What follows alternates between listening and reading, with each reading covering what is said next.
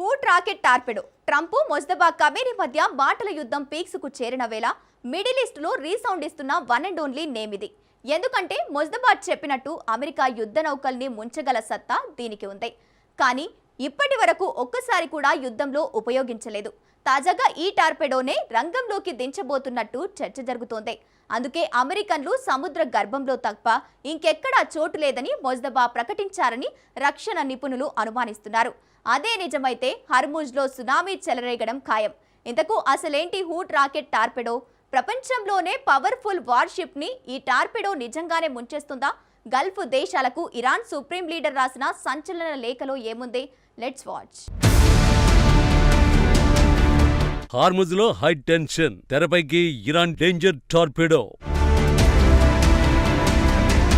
ట్రంప్కి serious warning, Gulf దేశాలకు Mojtaba లేఖ. Tehran torpedo హార్ముజ్లో సునామీ పుట్టించబోతోందా?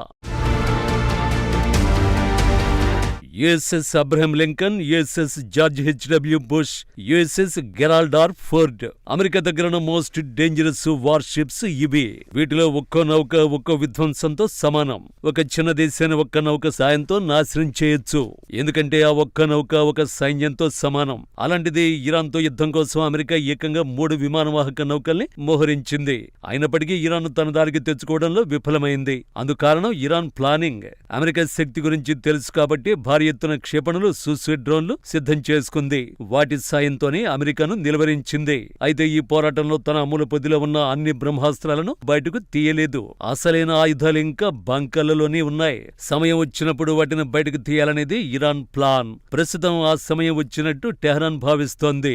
తమ పోర్టులను అమెరికా దిగ్బంధించడమే అందుకు కారణం. ఈ క్రమంలోనే మొస్తబా ఖమేని గల్ఫ్ దేశాలకు ఒక సంచలన లేఖ రాశారు. అమెరికాకు ఇస్తున్న మద్దతు ఉపసంహరించుకోవడానికి వాటికి చివరి ఆప్షన్ ఇచ్చారు.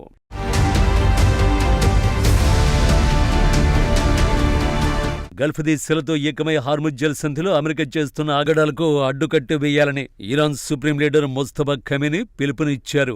ఈ మేరకు గల్ఫ్ దేశాలకు తన స్వహస్తాలతో లేఖ రాసినట్లు రాయిటర్స్ తెలిపింది. మొస్తబా ఖమేని రాసిన లేఖలో ఫిబ్రవరి 28 నుంచి అమెరికా ఇజ్రాయెల్తో ఇరాన్ యుద్ధం ప్రారంభమైనప్పటి నుండి గల్ఫ్ హార్ముజ్ జలసంధికి సంబంధించి కొత్త అధ్యాయం రూపుదిద్దుకుంటోంది.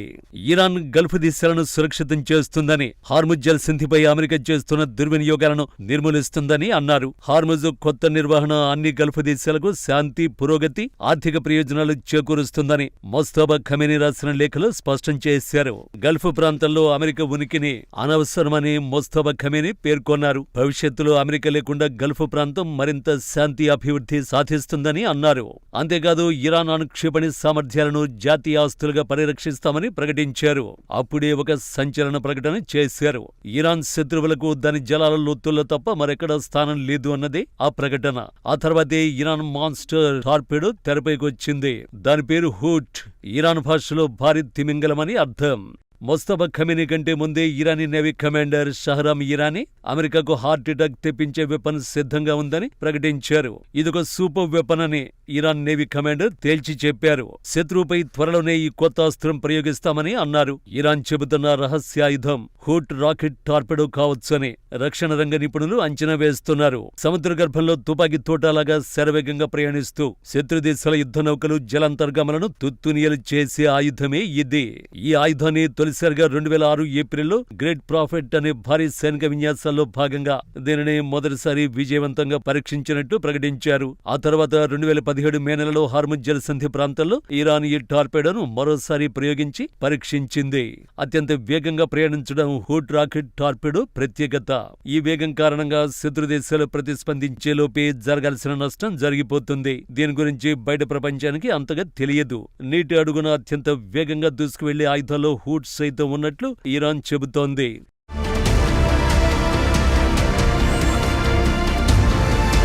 సాధారణ టార్పెడోలు గంటకు 60 నుంచి 100 కిలోమీటర్ల వేగంతో వెళితే హూట్ గంటకు 360 కిలోమీటర్ల వేగంతో ప్రయాణించగలదు. ఇది సూపర్ కావిటేషన్ అనే సాంకేతికతను ఉపయోగిస్తుంది. అంటే ఇది ప్రయాణించేటప్పుడు తన చుట్టూ ఒక గాలి బుడగను ఏర్పరచుకుంటుంది. దీనివల్ల నీటి ఘర్షణ తగ్గి రాకెట్లాగా దూసుకుపోగలుగుతుంది. నీరు అత్యంత శక్తివంతమైన నిరోధకం. గాలి కంటే 1000 రెట్లు ఎక్కువ సాంద్రత కలిగి ఉండడం వల్ల నీటి అడుగున ప్రయోగించిన ఆయుధాలు వాటి వేగాన్ని చాలా వరకు కోల్పోతాయి. నీటిలో గంటకు 360 కిలోమీటర్ల వేగంతో ప్రయాణించే ఆయుధాన్ని అభివృద్ధి చేయడం సామాన్యమైన విషయం కాదు. రష్యాకు చెందిన VA-111 స్క్వాల్ టార్పెడోను ఆధారంగా చేసుకుని ఇరాన్ దీనిని తయారు చేసిందని రక్షణ నిపుణులు భావిస్తారు.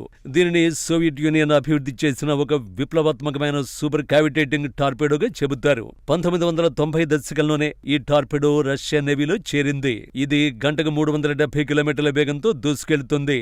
అమెరికా వంటి దేశాల సబ్మెరైన్లు లేదా యుద్ధ నౌకలు దాడికి సిద్ధమైనప్పుడు వాటిని క్షణాల్లో దెబ్బతీయడానికి రష్యా ఈ ఆయుధాన్ని వాడుతుంది. ఈ టార్పెడోకు అణుబాంబులను కూడా మోసుకెళ్లగల సామర్థ్యం ఉంది.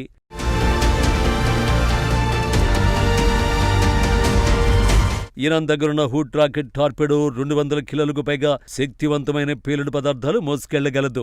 అయితే హూట్ వేగమే దాని ప్రతికూలతగా చెప్పొచ్చు. అధిక వేగం కారణంగా ఇంధనం అత్యంత వేగంగా దహనమవుతుంది. దీనివల్ల టార్పెడో కేవలం 15 కిలోమీటర్ల కంటే ఎక్కువ దూరం వెళ్లలేదు. అంటే ప్రయోగించిన చోటు నుంచి 15 కిలోమీటర్ల పరిధిలో ఉన్న యుద్ధ నౌకలు జలాంతర్గాములను మాత్రమే ధ్వంసం చేయగలుగుతుంది. సంప్రదాయ టార్పెడోలు సాధారణంగా 30 కిలోమీటర్ల పరిధిని కలిగి ఉంటాయి. నిజానికి హూట్ అస్త్రాన్ని విజయవంతంగా పరీక్షించారే తప్ప ఈనాడు యుద్ధ క్షేత్రంలో ప్రయోగించలేదు. ఒకవేళ అమెరికా యుద్ధ నౌకలు, విమానవాహక నౌకలు, సబ్మెరైన్లు లక్ష్యంగా చేసుకుని ప్రయోగిస్తే ఎంతవరకు ఆశించిన ఫలితాలు వస్తాయో ఇరాన్ సైనిక అధికారులు చెప్పలేకపోతున్నారు. ఇలాంటి సూపర్ టార్పెడోల వేగం, శబ్దం కూడా చాలా ఎక్కువ. ఖచ్చితంగా లక్ష్యాన్ని ఛేదించడం కష్టమని అంటున్నారు. అమెరికాకు చెందిన భారీ విమానవాహక నౌక అబ్రహాం లింకన్ ప్రస్తుతం ఇరాన్ సమీపంలోనే ఉంది. దీనికి అనేక అంచెల్లో బలమైన రక్షణ వ్యవస్థ ఉంది. హూట్ టార్పెడోతో ఢీకొట్టడం అంత సులువు కాదని నిపుణులు అభిప్రాయపడుతున్నారు. మరోవైపు హూట్ రాకెట్ టార్పెడోను సబ్మెరైన్లు, నౌకలు, స్పీడ్ బోట్ల నుంచి కూడా ప్రయోగించేలా డిజైన్ చేశారు. అయితే హార్ముజ్ వంటి ఇరుకైన జలసంధుల్లో Hoot rocket torpedo game changer అవుతుందనే వారు ఉన్నారు. కానీ ఇరాన్ చేతిలో ఆకస్మిక దాడికి గురవుతామన్న అంచనాతో అమెరికా విమానవాహక నౌకలు హార్ముజ్ కు దూరంగా ఉంటూ సురక్షితమైన దూరాల నుంచి తమ కార్యకలాపాలను నిర్వహిస్తున్నాయి. ఒకవేళ హూట్ టార్పెడో కనుక అమెరికా విమానవాహక నౌకను టచ్ చేస్తే ఆ నష్టం ఊహకందని రీతిలో ఉంటుంది. ముస్తఫా ఖమీనీ చెప్పినట్టుగా అమెరికా సైనికులు సముద్ర గర్భంలో ఉంటారు. కానీ అదంత ఈజీ మాత్రం కాదు.